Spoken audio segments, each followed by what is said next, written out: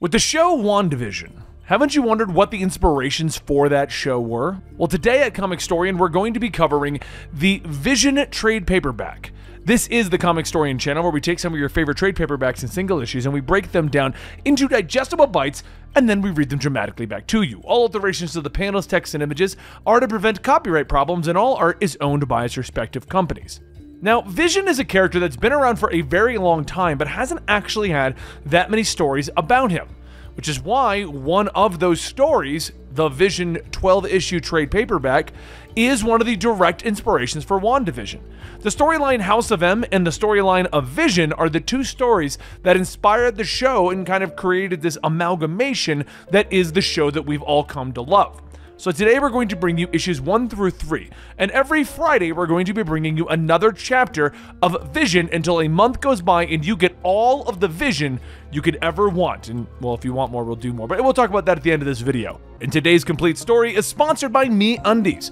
MeUndies believes that comfort is more than just what's touching your skin. It's all about feeling comfortable in your skin, because you're a total badass and what you wear should show that. MeUndies uses a sustainable, breathable, soft as heck fabric and has endless styles to choose from. I've been buying and wearing MeUndies long before they sponsored us, and it's actually my underwear of choice for 3 years now, and I can say without a doubt they're the best underwear I've ever owned. Not only are they insanely comfortable, but they also come in great designs, so I look and feel great. Never leave your couch again with a MeUndies membership, a monthly subscription that sends new pairs right to your door. With site-wide savings and exclusive sales, you'll automatically pay less for everything. MeUndies has an amazing offer for my listeners. For any first-time purchasers, you get 15% off your first order and free shipping. And if you aren't satisfied with any product for any reason, they'll refund or exchange it, no questions asked, because you don't want people asking questions when you exchange your underwear. To get your 15% off your first order and free shipping, go to MeUndies.com/complete. That's MeUndies.com/complete. All right, let's get into the beginning of Vision. In late September, the Visions of Virginia moved into their house in 616 Hickory Branch Lane, Arlington, Virginia. George and Nora moved through the neighborhood, arguing over the idea of bringing cookies to the robots, whether the Visions were robots at all. And Nora reaches to ring the doorbell, and eventually Vision answers. He smiles at them, opening the door wide to show his family: Virginia, Vin, and Viv. Virginia accepts the platter of cookies as Vision ushers George and Nora inside. They lead them around the house, eager to show off the various items that Vision has collected from his time in the Avengers, eager to show off how normal they are. A piano from Wakanda, a gift from Black Panther. A flying water vase from Zen La, a gift from Silver Surfer. A lighter that was used on D-Day from Captain America. An everbloom from the side of Mount Wundagore from Scarlet Witch. After George and Nora have left, Virginia throws the cookies into the trash. As synthoids, the family has no need or desire to eat food. They seemed kind, Virginia notes as Vision washes the cookie tray, and the two discuss which term is more normal and human-like. Finally, they decide that the correct term is that George and Nora seemed nice. Time passes, and unlike their parents, Viv and Vin weren't against the idea of showing off their powers to impress the neighborhood kids. Viv smiles as she passes her arm through a wall, bringing looks of wide-eyed surprise. "I can separate my molecules. I tell my hand not to be a hand," she explains. And Vin lifts a piano with two kids sitting on it. He explains that he pulls his molecules together, making him stronger. "I could throw you as far as the football field. Would you like me to throw you?" he asks. While the Visions tried to be normal, they were still the only synthoids in the neighborhood, so they had to deal with people taking pictures with them or taking pictures of them. These pictures were, of course, uploaded to the internet because that's what people did these days. Soon enough, Vision would start his job. He was now the Avengers' liaison to the President of the United States, and he stands before the man in the Oval Office, regarding him easily. "You know, it's funny. Meeting you, I've never felt so safe yet so scared. Isn't that funny, Vision?" "Yes, Mr. President." Vision nods. Eventually, Viv and Vin would begin attending school, and as they fly away, Virginia questions why they would leave. "Can you play back what I said before? Are you having trouble with your central drive?" Vision asks her as they both walk back into the house. "I merely wish for you to repeat your reasons in person." Is that difficult? Virginia asks as she wipes away a tear. And Vision concedes as he sits down on the couch with his newspaper. He explains that the children's brainwaves are a combination of his own and Virginia's. Because of this, they've not properly matured and they must still grow. Similar to how humans grow as teenagers, the proper place for teenager growth is in high school. It's not complicated, he explains to her, interrupting their conversation for an incoming call from Sam Wilson. Vision had arranged for his children to attend Alexander Hamilton High, a prestigious school that was second to none. The children were shocked and awed as Viv and Vin floated down onto the quad. The day passed, and Vin set in on his class, turning around as a girl got his attention and held up a note. "Are you normal?" it questioned. And as the day ended, the two teenagers began to fly back home, Vin turning to his sister with concern in his voice. "Viv, am I normal?" he asked. "Father always said that we must strive to remain ordinary," she tells him as they fly over the city. "Yeah, I know, but is that the same?" Vin questions. "I do not know. Perhaps that is why he sent us to school, so that we might understand things better," she answers. And the next day, Vision flew off to the Avengers headquarters. Virginia took the time alone to sit with the children and go over their studies. She not only wanted to see what they were learning, but how they were learning it. She commented on Viv's passive voice in one of her essays, and the teenager got up, storming away. That is when a blade went through her. It cut into the wall, piercing through her spine. She fell to the floor as the wall was ripped away, revealing the villain known as the Grim Reaper. "Mother, mother, mother," Viv gasped, her words repeating endlessly. "Imposters, frauds, artificial jokes." The Grim Reaper shouts, rushing forward, slashing Vin across the arm. He turns, opening fire with his arm cannon as Virginia moves to defend her son. "You want to pretend to be my family? You aren't real! Simon is real! I'm real!" The Reaper shouts as he slashes Vin again. The boy tries to crawl away, wounded from the attacks. "A family made from the stolen copy of my brother. When will you learn? Vision is not Wonder Man." The Grim Reaper shouts, moving to attack again, shouting at Vin that he is not real. But Virginia is there, the cookie sheet coming down again and again on the villain until it is soaked in red. Vin's shouts reach her and she stops, staring down at the bloody mess that was the Grim Reaper. "Don't tell your father," she whispers. The next day, Vision sits across from his wife on the couch. This is the story that she told. The Grim Reaper arrived at 6:13 in the afternoon. He stabbed Viv, and then he began to rant about the Vision's status as members of his family. Virginia attempted to stop him, but the villain used his arm cannon to force her back. She then saw the man approaching Vin, and she launched herself at him, and they traded blows for 4 minutes and 8 seconds. "The training that you provided, though brief, proved effective," she explains to her husband. Realizing that he could not win the fight, the Grim Reaper began to back away, shouting very specific profanities that were aimed at their daughter. Virginia grew angry and fired her laser above the head of the Grim Reaper. Realizing the potential danger that Virginia could do, the Grim Reaper fled. Virginia went to her children rather than pursue the villain outside of their home. "I could do nothing for Viv. Still, her hair was unkempt, so I smoothed it for her. She kept calling for me, but I was there," she whispered in the end. Vision doesn't say a word, and he sits down with his wife, resting her head on his shoulder. In school, Vin looks down at his lunch. He doesn't eat lunch. Usually him and Viv would spend their lunch hour in the library discussing what they read. Vin looks down at the apple in his hand, squashing it with a simple squeeze. "Hey Vin, you alright? Where's your sister?" A voice calls out, and it is a moment before Vin looks up to see a teenage boy standing before him. "I'm sorry, what did you say?" Vin asks, and the boy tells Vin that he is Viv's lab partner and needs to speak to her. "Oh, yeah, she's out. She's ill," Vin says, looking back at his apple. The boy nods, leaning in to ask Vin if he has her number, but he just repeats that she is ill. "Dude, what's wrong with you? Listen, I'm asking for her number. Do you guys have phones, or should I just send my message up your metal assholes?"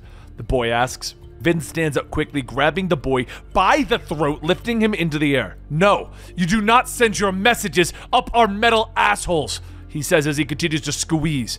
Everyone stares at them for a long moment as Vin continues to squeeze the life out of the boy's body, and finally he drops him, leaving him unconscious on the floor. "My sister is out. She is ill," Vin repeats as he leaves the room. And the next day, Principal Waxman sits at his desk, across from Virginia and Vision. Vision explains that they had an accident at the house and that Vin is acting out a momentary sense of confusion. "Do you know what I would do if a kid brought a gun to our school? These two are guns. Mr. Waxman tells them. My children are not guns, Virginia tells the man.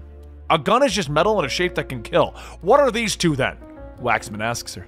But Vision interrupts, explaining that they are there to discuss the individual incident and how we move on from it. He continues, but Waxman shakes his head. I get that the superintendent has a crush on Captain America and will do anything he says, but that doesn't mean that this thing's presence in my school is fine. He snaps at him. Vision stands up with these words, knowing that their conversation will not settle anything. Let us say then that my son will take the standard suspension of a child involved in this sort of thing. Further discipline will be handled by myself, Vision tells the principal. That is not your decision to make, Waxman tells him as he stands up, and Vision regards the man for a moment before explaining that he has saved the world 37 times. Each day that you live, each breath that you take, each beat of your heart, each is due to me 37 times over. He reminds the man as they turn to leave. You're right. It is not my decision to make. It is merely my considered opinion that this is the proper course of action. So a short time later, the two fly home, landing outside of their house with Vision suddenly getting a ping and explaining to his wife that Viv's diagnosis has finished and he should be able to repair her. He turns and flies away as Virginia wishes him good luck, even though they don't believe in that sort of thing. Alone, she opens up their mailbox and pulls out a small box, and inside of it is a phone. She activates it, finding a video on the SIM card. That video shows her digging a hole and burying the body of the Grim Reaper. No! She gasps as the phone slips through her intangible fingers, and as it hits the grass on the lawn, it rings. The kids laugh as one of them continues to spray paint on the Vision family's garage door, while the other provides a lookout. Suddenly, a hand comes through that door, grabbing the boy by his hoodie. His face is slammed against the cold metal and he slumps to the ground. The lookout yells in terror as Virginia phases through the wall and begins to walk towards him. Stay as you are, I will not harm you. On the side of my Wandagore, a black cat tentatively moves forward. It reaches out for the petals of the Everbloom and it gently begins to eat one. You're such a good girl, Agatha says as she reaches down to stroke the neck of the animal. She looks over at the mountains before reaching down and lifting the animal into her arms, and as she gently speaks to it, she reaches out, pulling a knife out of her hair. Inside of the Avengers headquarters, Vision looks down at Viv as he explains the proper way to fix her to Tony Stark. He explains that some of her internal organs are still in the process of phasing and he must bring them back for her systems to fix themselves. If we can harness enough energy, we can bring my daughter back, he tells his friend, and Tony nods as he begins to hook the machines to Vision. Just so you know, we only got one shot at this. If it knocks out the entire American power grid, I'm telling Jarvis you went evil and made me do it. Stark flips the switch and the energy begins to pour through Vision. He screams in pain as he desperately tries to fix his daughter. It's not working! I'm just killing you! We've got to pull you back! Tony shouts as the energy pops into the room. And as Tony begins to reach for the activation lever, Vision shouts at him, Tony, you are my colleague! You are a fellow Avenger. You are my oldest friend. But if you touch that button, I will kill you, Vision says through his pain. She is my daughter. I will save her, he shouts, and finally it stops. The energy is gone, but she sits up looking at Vision and Tony. Father? She gasps as she reaches out, hugging him. Back on the mountain, Agatha Harkness stabs the cat in the throat with a blade that she pulled out of her hair. It hisses, it meows, and it leaps from her hands. No, come now. She snaps at it, and the cat hisses, turning on her, transforming into a large panther. Darling, really, what good can come of this? Agatha asks, and the panther leaps at her, throwing her to the ground, but Agatha manages to get her blade from the animal's neck and stab it again. It falls to the ground again, and Agatha stabs it several times, repeatedly, making sure it's dead. She pants as she looks down at the creature. Finally, bringing the blade once more to its side, slitting it open. Back at the house, Vin ignores the fact that there is knocking at their front door. Virginia crosses the house, complaining that no one does anything around the house but her. And when she opens up the door, she is greeted by a smiling Vision. It's just us. We're home, he says with a smile. Virginia rushes forward, hugging her daughter. And on the mountainside, Agatha pulls out the cat's stomach, biting into it.